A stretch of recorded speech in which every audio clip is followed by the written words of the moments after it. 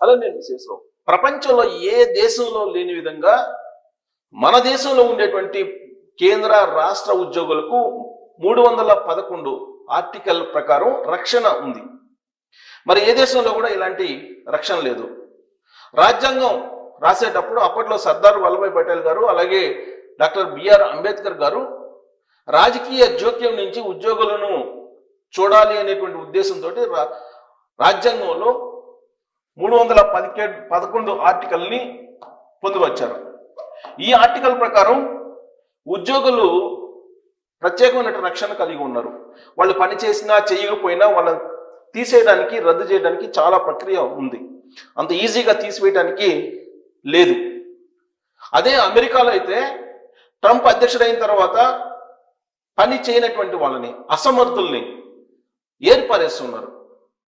Federal ప్రభుత్వంలో ఉండేటువంటి దాదాపు 10,000 మందికి పైగా తీసేశారు. మరొక 2 లక్షల మందిని తీసేయడానికి ప్రయత్నం చేస్తున్నారు.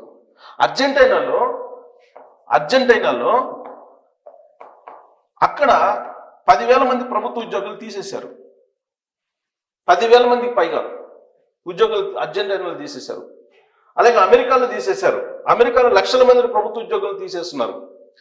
మరి పని చేయనటువంటి ప్రభుత్వ ఉద్యోగుల్ని భారతదేశం ఎందుకు మూయాలి అనేటువంటి చర్చ ఇప్పుడు జరుగుతుంది. ఇప్పుడు 311 ఆర్టికల్ని కనుక రద్దు చేస్తే మిగతా దేశాల మాదిరిగానే పనిచేసేటువంటి వాళ్ళనే ప్రభుత్వ ఉద్యోగులుగా ఉంచుకుంటుంది ప్రభుత్వం, లేదంటే మిగతా వాళ్ళని ఇంటికి పంపిస్తుంది. మరి ఆ ఆర్టికల్ రద్దు చేసేటువంటి సాహసం ఇప్పుడు నరేంద్ర మోడీ గారు చేస్తారా అని అంటే 370 రద్దు చేసేటువంటి ధైర్యం నరేంద్ర మోడీ గారు చేశారు. స్వాతంత్ర్యం వచ్చిన తర్వాత ఏ ప్రభుత్వం ఏ నాయకుడు చేయనటువంటి విధంగా 370 రద్దు చేశారు. రద్దు చేసి కాశ్మీర్ని రాష్ట్రంగా ఏర్పాటు చేసి ఇవాళ ఉగ్రవాదుల్ని తరిమి కొడుతూ ఉన్నారు. అలాంటి నరేంద్ర మోడీ గారు 311 జీవోని 311 ఆర్టికల్ని ఎందుకు రద్దు చేయలేరు అనేటువంటి ఒక చర్చ ఇప్పుడు దేశంలో ప్రారంభమైంది.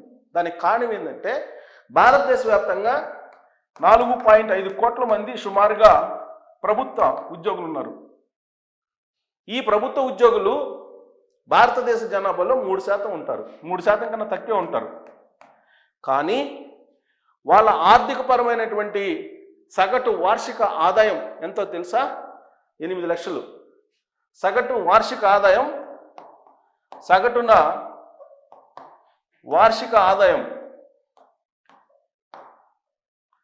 8 లక్షలుగా ఉంది. అదే భారత పౌరుడి సగటు వార్షిక ఆదాయం భారత పౌరుడి వార్షిక ఆదాయం ఎంతో తెలుసా? 1,12,000 రూపాయలు సుమారుగా. ఇది మరి ఉద్యోగులకేమో 8 లక్షల వార్షిక ఆదాయం, సగటు భారతీయుడికేమో 1,00,000. అంటే ఎన్ని రెట్లు? 7 రెట్లు ఎక్కువ ఉన్నారు. అంటే కేవలం 4.5 కోట్ల మంది ఉన్నటువంటి ప్రభుత్వ ఉద్యోగులు మిగతా వాళ్ళకన్నా సంపన్నంగా ఉన్నారు. వాళ్ళు సుసంపన్నంగా ఉన్నారు. సరే, సుసంపన్నంగా ఉన్నటువంటి వాళ్ళు ప్రజాసేవ చేస్తున్నారా అని అంటే అది చేయట్లేదు. అవినీతికి పాల్పడుతున్నారు చాలామంది, ఎక్కువ మంది, అందరు కాకపోయినా ఎక్కువ మంది అవినీతికి పాల్పడుతున్నారు. ఎక్కడా కూడా లంచం ఇవ్వముందే పనిచేయనటువంటి పరిస్థితి నెలకొంది. అందుకే ఇప్పుడు ఢిల్లీలో ఉండేటువంటి మేధావి వర్గం ఒక సూచన చేసిందట నరేంద్ర మోడీ గారికి, 311ని రద్దు చేయండి అని. 311ని రద్దు చేసేటువంటి ఆలోచన చేయండి అని చెప్పి ఒక సూచన ఢిల్లీ మేధావి వర్గం చేసిందని చెప్పి తెలుస్తుంది. ఎందుకంటే సామాజిక అంతరాలు, ఆర్థిక అంతరాలు పెరిగిపోతే భారతదేశంలో అనిశ్చితి వస్తుంది. ఉద్యోగులు భయం లేకుండా ఉన్నారు అనేటువంటి అంశాన్ని కూడా వాళ్ళు నరేంద్ర మోడీ గారి దృష్టికి తీసుకెళ్లారని కూడా తెలుస్తుంది. ఎందుకంటే 311 ఆర్టికల్ ఉంది కాబట్టి, ఈ ఆర్టికల్ ప్రకారం రక్షణ ఉంది కాబట్టి వాళ్ళు అవినీతికి పాల్పడినా ఇమీడియట్గా తీసేయట్లేదు. అలాగే అక్రమ ఆస్తులను కూడబెట్టినా ఇమీడియట్గా తీసేయలేకపోతున్నారు. రాజ్యాంగం వాళ్ళకు కల్పించినటువంటి రక్షణ, దాని నుంచి వీళ్ళని బయటికి తీసుకురావాలి. బయటికి తీసుకొచ్చినప్పుడే న్యాయం జరుగుతుంది భారతదేశానికి. లేదంటే భారతదేశంలో అసమానతలు పెరిగిపోయిన అవకాశం ఉంది, ఆర్థిక అసమానతలు అనేటువంటిది ఇప్పుడు ఒక చర్చ నడుస్తుంది ఢిల్లీ కేంద్రంగా చేసుకొని. దానికి ఎగ్జాంపుల్గా నేను ఒక వీడియో కూడా చూపించదలుచుకున్నాం మీకు. అంటే ప్రభుత్వ ఉద్యోగులు ఎలా ఉంటారు ఎక్కువ మంది అని. బీహార్లో టెట్టూరు ఎదురుగా ఒక వీడియో వచ్చింది. బీహార్లో ఒక టీచరు, ఆయన శాలరీ 70,000, ఆయన 11 స్పెల్లింగ్ రాయలేనటువంటి పరిస్థితి. 11 అనేటువంటి స్పెల్లింగ్, ELEVEN 11, ఆ స్పెల్లింగ్ రాయడానికి ఎంత తప్పు రాశారో నేను ఆ వీడియో చూపిస్తాను. ట్విట్టర్లో ఉంది. ఆ ట్విట్టర్లో ఉన్నటువంటి వీడియో మీకు ఆల్రెడీ మీకు చూపిస్తాను, మీరు చూడండి. अभी 11 लिखिए आप।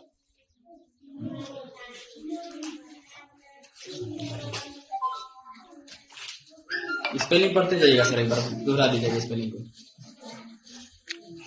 बच्चों से बोलकर स्पेलिंग एक बार बताइएगा सर। AVENE 11 ठीक है सर, 11 19 बताइए सर। సో అంటే ప్రభుత్వ ఉద్యోగుల యొక్క తీరు ఎలా ఉంది అంటే ఇది ఒక ఉదాహరణ, కేవలం చిన్న ఉదాహరణ ఇది. భారతదేశంలో ప్రభుత్వ ఉద్యోగుల యొక్క పనితీరు బాగా లేదని చెప్పి సర్వేలు చెప్తున్నాయి. ఆ మధ్యకాలంలో ఢిల్లీలో ఆయా రాష్ట్రాలకు సంబంధించిన ఉద్యోగులకు కూడా పర్ఫార్మెన్స్ పెంచుకోవడానికి నమోదు చేసుకోండి అని చెప్తే, ఆ పర్ఫార్మెన్స్ పెంచుకోవడానికి నమోదు చేసుకున్నటువంటి వాళ్ళలో అత్యధిక సంఖ్య ఆంధ్రప్రదేశ్ ఉంది. అంటే పర్ఫార్మెన్స్ లేదనే సంగతి వాళ్ళకు కూడా తెలుసు. పనికి తగ్గ వేతనం ఇవ్వాలి అనేది నరేంద్ర మోడీ గారి యొక్క ఆలోచన చేశారు. గత టెన్యూర్లోనే మోడీ గారు 2.0లోనే చేశారు. ఇప్పుడు 3.0 నడుస్తుంది. పనికి తగ్గ వేతనం ఇవ్వాలని కార్మిక చట్టాలను మార్చేశారు. ప్రభుత్వ ఉద్యోగుల్ని ఏ విధంగా కట్టడి చేయాలి, ఏ విధంగా నియంత్రించాలి, వీళ్ళని నియంత్రించకపోతే భారతదేశంలో ఆర్థిక అసమానతలు, సామాజిక అసమానతలు పెరిగిపోయి రాబోయేటువంటి రోజుల్లో ప్రమాదకరమైన పరిస్థితులు ఏర్పడతాయి అనేటువంటి ఒక ఆలోచన మేధావర్గం చేస్తూ ఉంది.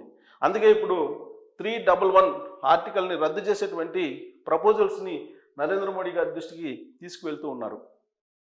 ఇది ఇవాళ కాకపోయినా ఇది మరింత చర్చ జరిగిన తర్వాత 370 రద్దు ఎలాగ జరిగిందో అలా జరిగితేనే భారతదేశంలో న్యాయం జరుగుతుంది. అమెరికా లాంటి ప్రజాస్వామ్య దేశం, ఆ ప్రజాస్వామ్య దేశంలో డోజ్ను ఏర్పాటు చేశారు. డిపార్ట్మెంట్ ఆఫ్ ఎఫిషియన్సీ డోజ్ను ఏర్పాటు చేసి అలెన్ మాస్క్ని దానికి ఇన్ఛార్జిగా పెట్టి ఫెడరల్ వ్యవస్థలో ఉండేటువంటి ప్రభుత్వ ఉద్యోగుల్ని చాలామందిని పనిచేయనటువంటి వాళ్ళని ఇమీడియట్గా తొలగించారు. అదే ప్రైవేటు ఉద్యోగులు అయితే మన దేశంలో ఇమీడియట్గా లే ఆఫ్స్ ఏ విధంగా ఉన్నాయి ఐటీలో మనం చూస్తూ ఉన్నాం.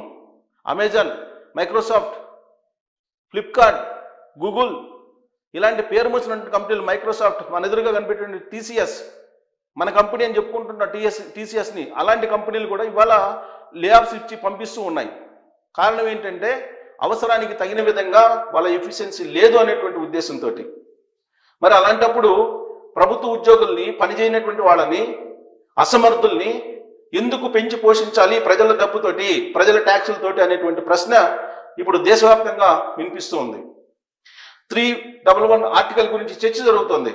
కారణం ఏంటంటే ఒక ప్రభుత్వ ఉద్యోగులు చేరిన తర్వాత అతనికి ఈ ఆర్టికల్ ద్వారా రక్షణతో పాటు జీతభత్యాలు, అలాగే వాళ్ళకి పెన్షను, కుటుంబ పెన్షను, వాళ్ళకి ఆర్థిక పరమైనటువంటి సహాయాలు, హెల్త్ పరమైనటువంటి సహాయాలు, ఇవన్నీ కూడా రకరకాలుగా కల్పిస్తూ ఉన్నారు.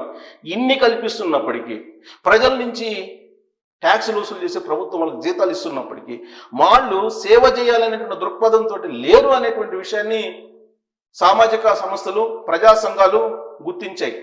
అందుకే 311 ఆర్టికల్ను రద్దు చేయాలనేటువంటి డిమాండ్ ఇప్పుడు దేశవ్యాప్తంగా తెర మీదకు వస్తుంది. మరి దీన్ని రద్దు చేయాల్సిన అవసరం ఉందా, లేదంటే పనిచేయనటువంటి ప్రభుత్వ ఉద్యోగుల్ని ప్రజల నెత్తిన మోపి తెల్ల ఏనుగుల్లాగా పోషించాలా, అవినీతి పరులైనటువంటి ఉద్యోగుల్ని తొలగించాలా, అవసరం లేదా? ఈ చర్చ దేశవ్యాప్తంగా జరుగుతుంది.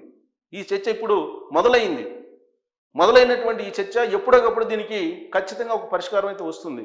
కారణం ఏంటంటే ఈ మధ్యకాలంలో ACB వాళ్ళు రైడ్ చేస్తే ఏ చిన్న ప్రభుత్వ ఉద్యోగి ఇంట్లో వెతికినా కానీ కేజీల కొద్ది బంగారం కనిపిస్తుంది. ఒక గ్రామ కార్యదర్శిని ACB వాళ్ళు రైడ్ చేస్తే ఆ గ్రామ కార్యదర్శి దగ్గర 2 కేజీల బంగారం, 4 కోట్ల డబ్బు, 5 ఇళ్ళు, ఇవన్నీ దొరికాయి. ఇక టౌన్ ప్లానింగ్ వాళ్ళ దగ్గర రైడ్ చేస్తే ఒక్కొక్కరి దగ్గర 500 కోట్లు, 1000 కోట్లు. ఇక రెవెన్యూ వాళ్ళ దగ్గర ఏ చిన్న ఉద్యోగిని పట్టుకున్నా కానీ ACB వాళ్ళు కొన్ని 100 కోట్ల రూపాయలే దొరుకుతున్నాయి. మరి ఇలాంటి పరిస్థితుల్లో ప్రభుత్వ ఉద్యోగుల్ని ఎందుకు భరించాలి ఈ సమాజం? నిజాయితీపరమైనటువంటి ప్రభుత్వ ఉద్యోగుల్ని భరాయించాలి. అవినీతి పరులైనటువంటి ప్రభుత్వ ఉద్యోగులను ఎందుకు భరాయించాలి? వాళ్ళ కుటుంబీకులు ఎందుకు భరాయించాలి? వాళ్ళకి పెన్షన్ ఎందుకు ఇవ్వాలి అనేటువంటి ప్రశ్నలు ఇప్పుడు ఉత్పన్నం అవుతున్నాయి. ఆ రోజున రాజ్యాంగంలో సర్దార్ వల్లభాయ్ పటేల్ గారు, అంబేద్కర్ గారు ఆ రోజు ఉన్నటువంటి పరిస్థితుల దృష్ట్యా 311 ఆర్టికల్ని రాజ్యాంగంలో పొందుపరిచారు. కానీ ఇవాళ ఉద్యోగులు ఎక్కువ మంది అవినీతికి పాల్పడుతున్నారు కాబట్టి ఈ ఆర్టికల్ అవసరం లేదు అనేటువంటి చర్చ ఢిల్లీలో మొదలైంది. ఇది గ్రామ స్థాయిలో కూడా చర్చ జరగాలని చాలా మంది మేధావులు కోరుకుంటున్నటువంటి పరిస్థితుల్లో మరి ఈ ఆర్టికల్ రద్దు చేయాలా నరేంద్ర మోడీ గారు రద్దు చేయగలరా? దీనికి చంద్రబాబు నాయుడు గారు, రేవంత్ రెడ్డి గారు ఇలాంటి వాళ్ళు ముఖ్యమంత్రులు మరి సపోర్ట్ చేయాలా? సపోర్ట్ చేయకపోతే రాష్ట్రాల ఆర్థిక పరిస్థితి ఏందనేది రేవంత్ రెడ్డి గారు చెప్పారు ఆల్రెడీ. నిలువున కోసిన ₹1 కూడా నేను పెంచలేను, ₹1 కూడా ఇవ్వలేనని చెప్పారు క్లియర్గా తెలంగాణ ఉద్యోగులకి. చంద్రబాబు నాయుడు గారు ఆ రాష్ట్రంలో ఉండేటువంటి ఉద్యోగులకి కల్పిస్తున్నటువంటి బెనిఫిట్స్ అందరికీ తెలుసు. కానీ చంద్రబాబు నాయుడు గారు, రేవంత్ రెడ్డి గారు లాగా ఓపెన్గా చెప్పలేకపోతున్నారు. కానీ అక్కడ ఉండేటువంటి పరిస్థితుల్లో ఇప్పటికే డ్యూస్ చాలా చెల్లించారు, ఇంకా చెల్లించాల్సిన పరిస్థితి ఉంది. ఆయన కూడా రాష్ట్ర ఆర్థిక పరిస్థితిని క్లియర్గా చెప్పి ప్రభుత్వ ఉద్యోగులకి ఇవ్వలేము అని చెప్పాలి. ఒకవేళ వాళ్ళు రాజీనామాలు చేసి వెళ్ళిపోవచ్చు అనేటువంటి నిర్ణయం తీసుకోకపోతే రాబోయేటువంటి రోజుల్లో ప్రభుత్వానికే గుదిబండల్లాగా అవినీతిపరమైనటువంటి అధికారులు మిగిలేటువంటి ప్రమాదం ఉంది. అందుకే ఆర్టికల్ 311 రద్దు చేయాలి అనేటువంటి డిమాండ్ దేశవ్యాప్తంగా ఇప్పుడు చర్చ జరుగుతున్నటువంటి క్రమంలో దీనికి మీరు సపోర్ట్ ఇస్తే కనుక ట్రోల్ చేసి సపోర్ట్ చేయొచ్చు. ఇది రాబోయే రోజుల్లో ఒక పెద్ద ఉద్యమం లాగా కూడా రాబోతుంది. అన్నా హజారే అవినీతి వ్యతిరేక ఉద్యమం ఏ విధంగా చేపట్టారో ఈ ఆర్టికల్ రద్దు కోసం అలాంటి ఉద్యమం రావడానికి సోషల్ మీడియాలో ఇప్పుడు ప్రారంభమైంది. ఇది ప్రారంభం మాత్రమే. ఈ ఉద్యమం ఎంతవరకు వెళ్తుందనేది మీరు ట్రోల్ చేయొచ్చు. Thank you.